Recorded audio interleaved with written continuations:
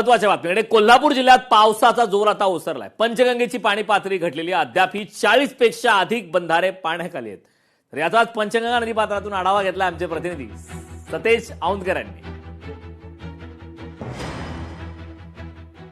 गेल्या आठवडाभर पडणाऱ्या मुसळधार पावसामुळे जनजीवन हे विस्कळीत झालेलं होतं। मात्र गेल्या 24 तासापासून काही प्रमाणात पावसानं उघडीप घेतल्यामुळे पंचगंगेसह सगळ्याच नद्या या आता पाणी पातळीमध्ये त्यांच्या घट होताना आपल्याला पाहायला मिळते। सध्या आपण आहोत पंचगंगेच्या घाटावरती आणि इथली दृश्य दाखवण्याचा प्रयत्न करतोय। मी ज्या ठिकाणी उभा होतो त्या ठिकाणी जवळपास 3 फुटापेक्षा अधिक पाणी होतं। मात्र आता कालपासून हे पाणी आता हळूहळू त्या पाणी पातळीमध्ये घट व्हायला सुरुवात झाल्याचं आपल्याला पाहायला मिळतंय। सध्या पंचगंगा नदी आहे ती 35 फुटांच्या वरती वाहताना आपल्याला पाहायला मिळते।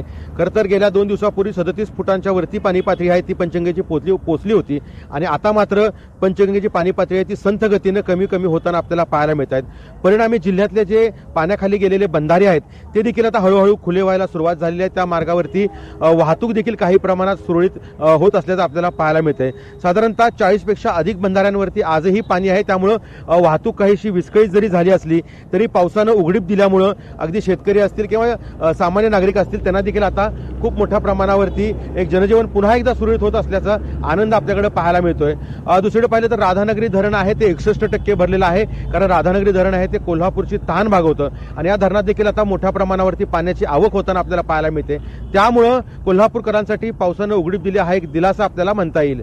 सतेज औंधकर, लोकशाही मराठी, कोल्हापूर।